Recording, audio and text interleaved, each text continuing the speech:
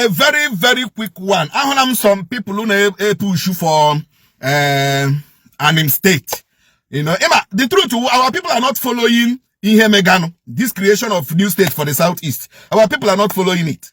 And they may not approve. Now get create one more state for Southeast. Yes. Ka ayin and they cause on week high the 5. And they cause the 6 or the 7. So okay, create to go down one more state, you know, and a Southeast. And some people Igbo are they aware of what is happening. The politics they are playing at Abuja, the politics they are playing at Olo, the politics they are playing at Asaba. Many of us don't understand it. Now look, let me tell you, I am not in support of Anyoma State.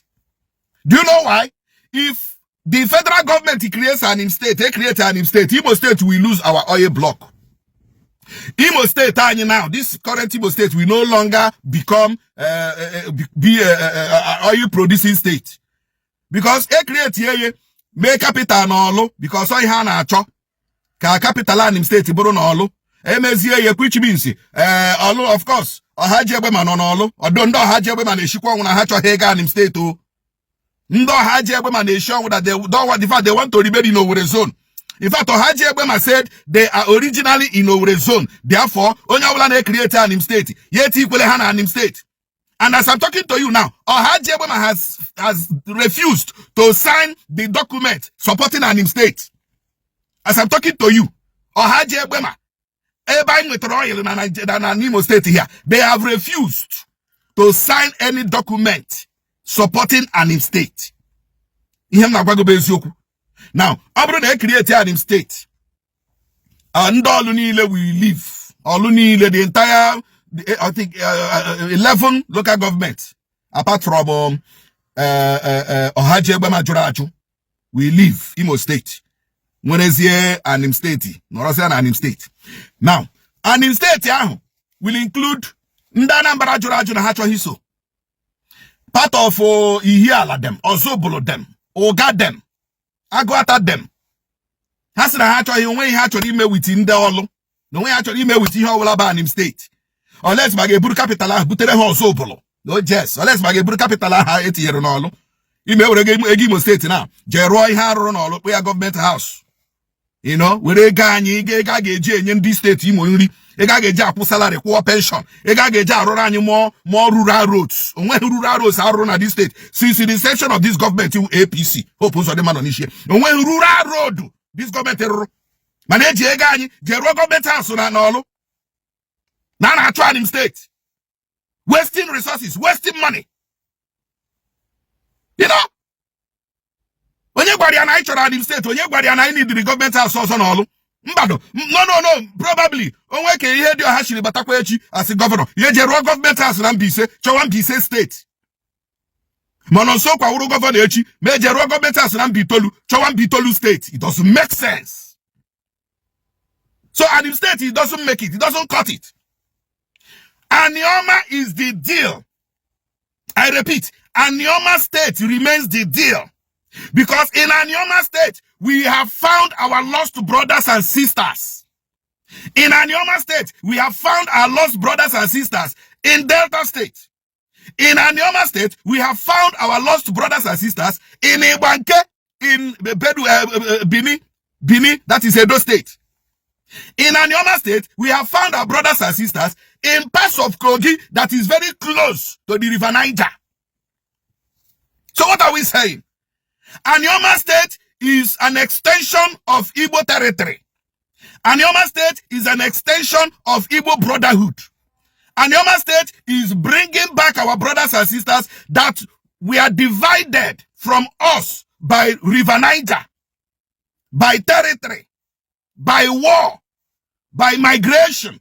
So Anyoma State is bringing back our brother, joining them to the Southeast. Now let me tell you the truth.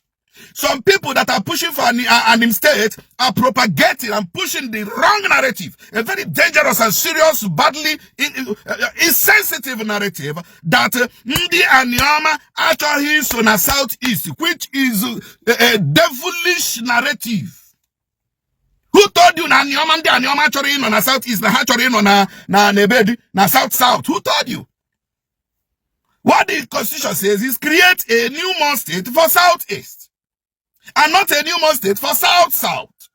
So there is no truth in that narrative you guys are pushing. You guys that are pushing for an state, you don't have the knowledge of what you are even saying. An state is like somebody zuru when he say, I want you to listen very attentively. An state look at he say zuru no go. I think he can take 6 small bag. Gije wuputa maratu paint from one bag. Magana empty bag. Mana have to pay from another bag of rice. Magana the empty bag you have. Mana just give call to charge the 5 bag. Yeah, they reduce for you to get 6 bags of rice. It doesn't make sense. I had him state you. Mana Anyoma get a whole full package full rice 50 kg and I told the heart. Oh yeah, Anyoma State add the to 5. Make it complete whole 6. Anyoma. We extend the territory of Igbo down to River Niger, beyond River Niger.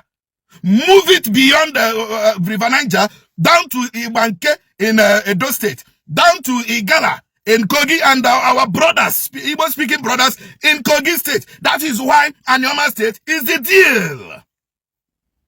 We cannot, within Imo State, create one another state. It doesn't make sense. That is not a political, it is not a wise political calculation. All those people pushing for an state are selfish. Anybody pushing for an state is selfish, self-centered, and don't wear an interior motive. OJ push for an state. Anyoma State remains the deal. We must bring them back. Bini, we must bring them back. Kogi, we must bring them back. On the Anyoma State. Then, and when there's some part of furniture, let me tell you, Ndi Anambra, Juruna Haga Heson and him state will comfortably agree to join Anyoma State. Let me repeat.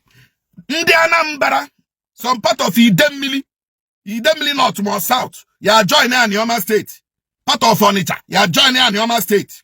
Now I got to tell you, because I'm a man Anambra here quick furniture, poor Anambra State. No.